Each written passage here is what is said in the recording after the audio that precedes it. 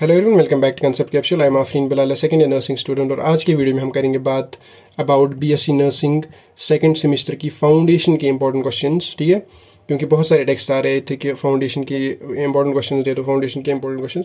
इससे पहले मैंने फर्स्ट सेमेस्टर की इंपॉर्टेंट क्वेश्चन दिए थे और उसमें से ऑलमोस्ट 70 to 80% पेपर आया था।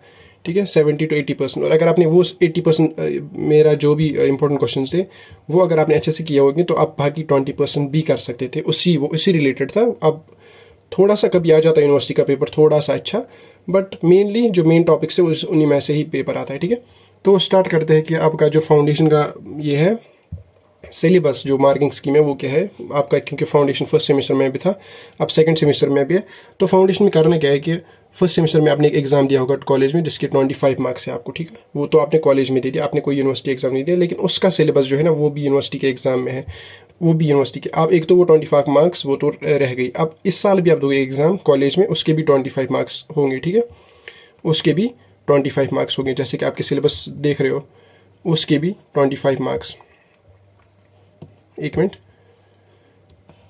25 मार्क्स और ये 25 मार्क्स। फिर इन 25 की ये ये प्रैक्टिकल है यहाँ पर 25 मार्क्स और 25 मार्क्स। फिर इन 25 प्लस 25 जितने भी आप स्कोर करोगे उसकी एवरेज निकलेगी और आपको टोटल में 25 में से ही मार्क्स मिलेंगे। लेकिन एवरेज निकाल के उन 50 मार्क्स में जितने मार्क्स मिलेंगे उनकी एवरेज 25 के हिसाब से आपको मार्क्स मिलेंगे। ठीक है, अब एक्सटर्नल के क्या होता है, एक्सटर्नल का 75 का एक ही पेपर आता है यूनिवर्सिटी में, जिसमें 1 का भी सिलेबस होता है, 2 का भी। 1 का कम ही होता है बट 2 का मेजरली सिलेबस होता है, 1 का थोड़ा बहुत कम होता है। अगर हम 60-40 लेंगे, ठीक है, 60% is from nursing foundation second और 40% is from nursing foundation first. ठीक है, हो गया ये टोटल आपका 100 मार्क्स बन जाता है। अब इंपॉर्टेंट क्वेश्चन क्या है, ये है आपका नर्सिंग फाउंडेशन का सिलेबस। इसमें मैंने सारा कुछ हाईलाइट किया है। अब कोई टॉपिक होगा येलो से, जो येलो से हाईलाइटेड है वो लेस इंपॉर्टेंट है। ठीक है, वो आप छोड़ भी सकते हो, लेकिन अगर है टाइम तो कर लीजिए। ठीक है, सबसे पहले हेल्थ असेसमेंट आपको करना है। इसमें क्या क्या करना है वो मैंने आपको पहले ही रखा है। ठीक है, नर्सिंग प्रोसेस में क्या क्या करना है, critical thinking, levels of critical thinking in nursing, collection of data, assessment में टाइप्स और सोर्सेस करना है। मेथड्स नहीं करना है क्योंकि उसको मार्क नहीं करके, क्योंकि ये नहीं करना है। उसके बाद नर्सिंग डायग्नोसिस क्या होता है, डेफिनेशन तो हर एक की आपको पता होनी चाहिए। नर्सिंग डायग्नोसिस होता क्या है, difference between medical and nursing diagnosis बहुत इंपॉर्टेंट है, हर साल ही आता है क्वेश्चन। टाइप्स ऑफ प्लानिंग क्या है, guidelines for writing care plan, ये भी नहीं आया था अभी तक, शायद आ सकता है इस साल। तो प्रोसेस ऑफ इम्प्लीमेंटिंग द, ऐसे ही सब कुछ मैंने रखा है। देखो, इवेल्युएशन प्रोसेस, लेकिन इवेल्युएशन प्रोसेस से पहले आपको पता होनी चाहिए इवेल्युएशन क्या है। डेफिनेशन तो क्लियर है, डेफिनेशन पहले डेफिनेशन। इसके बाद मैं एक और वीडियो बनाऊंगा जिसमें आपको बताऊंगा कि जो पहले तो आपको पता ही होगा, बट इसके बाद में एक वीडियो बनाऊंगा जिसमें मैं आपको बताऊंगा कि जो यूनिवर्सिटी का पेपर होता है वो कैसे लिखते हैं। ठीक है, क्योंकि वो शायद मुझे अभी याद नहीं है, बट शायद इट्स 40 पेपर्स का होता है, मतलब 40 पेज नंबर होते हैं उसमें। तो उस 40 पेज नंबर को पूरा भरना होता है, पूरा जितना आप ज़्यादा भरोगे पेपर उतना ही आपको मार्क्स मिलेंगे। लेकिन आपको 40 पेज भरने में जो आपका क्वेश्चन आता है ना, क्वेश्चन पेपर आराम से भर सकते हो, इजीली भर सकते हो आप। वो मैं आपको नेक्स्ट पेपर इस वीडियो में बताऊंगा। अभी के लिए आप जो इंपॉर्टेंट क्वेश्चन है वो ये है, ये सारा कुछ मैंने हाईलाइट कर रखा है, ये भी कर रखा है हाईलाइट। आप हर एक चैप्टर में से मैंने हाईलाइट कर रखा है। और ये वीडियो किस लिए है, मतलब कौन कर सकता है ये इंपॉर्टेंट क्वेश्चंस। पहले तो वो बंदा जिसने पूरा सिलेबस किया है, अब वो रिवीजन कर रहा है, अब वो बोल रहा है कि मैं रिवीजन करूँगा, लेकिन वो इंपॉर्टेंट क्वेश्चन हो रहे हैं। आप नहीं देखो ये वीडियो, ठीक है, नहीं करना है आपको इंपॉर्टेंट क्वेश्चन, आप पूरा रिवाइज करो, आपको सब कुछ आता है। ठीक है, अब दूसरा बंदा जिसने स्टार्ट किया था कुछ दिन पहले, अब पढ़ रहा है, उसके लिए वीडियो है। वो पहले इन टॉपिक्स को, जब ये टॉपिक्स करके आपके पास टाइम बचे ना तो करना बाकी टॉपिक्स, वरना ये टॉपिक्स बहुत सफिशिएंट है। ठीक है, उसके बाद तीसरा जिसने स्टार्ट ही नहीं किया है वो भाई यही करो, टाइम वाइम नहीं बचाना, यही करो, बस इतना ही करना है, इतना ही बहुत ज़्यादा सफिशिएंट। ये याद करना है, ये पढ़ना है। देखो, ये चैप्टर तो मैंने पूरा छोड़ दिया शायद, नहीं, ये तो एडमिनिस्ट्रेशन ऑफ मेडिकेशन है ना, ये आपको मेनली फार्माकोलॉजी में पढ़ना है इन 3rd and 4th सेमेस्टर। तो अभी नहीं आएगा, ये नहीं आएगा क्योंकि फार्माकोलॉजी में पढ़ना है, तो नहीं आएगा ये सब। एंड ये सब कुछ पढ़ना है आपको, ये सब। यहाँ पर एक अनकॉन्शियस, एक इंपॉर्टेंट टॉपिक है unconsciousness.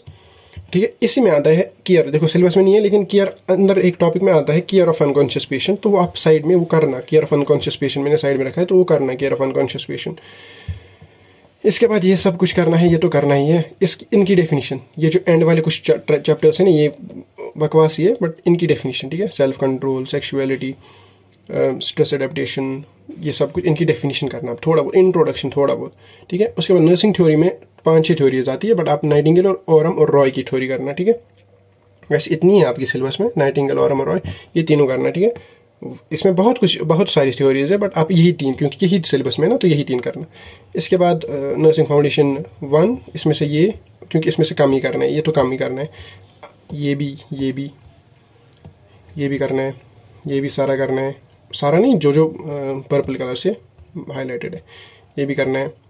Lama and all, exercise types, range of motion exercises. हमारे टाइम पे इसमें से शायद बॉडी मैकेनिक्स आया था, बॉडी मैकेनिक्स, तो इससे पहले वाला पेपर ना, हाँ बॉडी मैकेनिक्स आया था शायद इसमें से, बट वो तो लॉन्ग क्वेश्चन आया था, बट वो था भी नहीं कहीं, या तो कहीं होता, लेकिन हमने उस हिसाब से नहीं पढ़ा था कि हम लॉन्ग लिख सकते, फिर भी हमने लिखा और फिर भी बहुत अच्छे मार्क्स थे हमारे।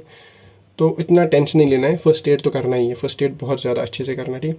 और अगर आपने ये क्वेश्चन काट दिया, अब उसके लिए जो अब आज से, अभी तो है थोड़ा टाइम इसमें एग्ज़ाम में, लगभग 1.5 महीना, अब जो आज से बाद भी 1 महीना पहले करेगा, वो अगर ये 31 क्वेश्चन करेंगे ना, अगर वो ये 31 क्वेश्चन करेगा ना, वो इससे भी पास होता है। ये उसके लिए है जो अब लेट करेगा स्टार्ट, ठीक है, मतलब 20 दिन पहले करता है या 10 दिन पहले करते हैं आधे लोग स्टार्ट, वो ये पढ़ के वो पास हो जाएगा, इसकी पूरी वो है। ये एक्सपेक्टेड क्वेश्चंस होते हैं, कोई वो नहीं होता है कि यही आएगा, बट एक्सपेक्टेड क्वेश्चंस होते हैं, मोस्ट इंपॉर्टेंट क्वेश्चंस होते हैं, तो इसी में से आता रहा है, आएगा भी इसी में से, तो कोई वो नहीं है कि कुछ और ही आ जाए। अगर जब आप ये पढ़ोगे ना, ये 31 क्वेश्चंस, आपको बाकी सिलेबस भी कवर हो जाएगा, इतना तो है ही अब कि वो सिलेबस भी इससे रिलेटेड होता है, इन्हीं टॉपिक्स से रिलेटेड हुए। तो ये इंपॉर्टेंट टॉपिक्स हैं किसके, BSc nursing second semester, nursing foundation first और सेकंड के, और बाकी नेक्स्ट पे वीडियो आएगा न्यूट्रिशन बायोकेमिस्ट्री पे भी, एंड वही 2 सब्जेक्ट्स है ना, और इंग्लिश नहीं, आपको हेल्थ इन्फॉर्मेटिक्स है, वो आपको कॉलेज में ही लिया जाएगा एग्ज़ाम, उसकी तो मैम ही कुछ इंपॉर्टेंट क्वेश्चन देंगे आपको, जो आपकी कंसर्न टीचर होंगे। बाकी बायोकेमिस्ट्री एंड न्यूट्रिशन डाइटिक्स का इसके बाद वीडियो आएगा, उसके बाद आएगा कि पेपर कैसे करना है, ठीक है। आज की वीडियो में इतना ही, thank you so much for watching, हम मिलते हैं किसी दूसरे वीडियो में, तब तक के लिए अल्लाह हाफिज़।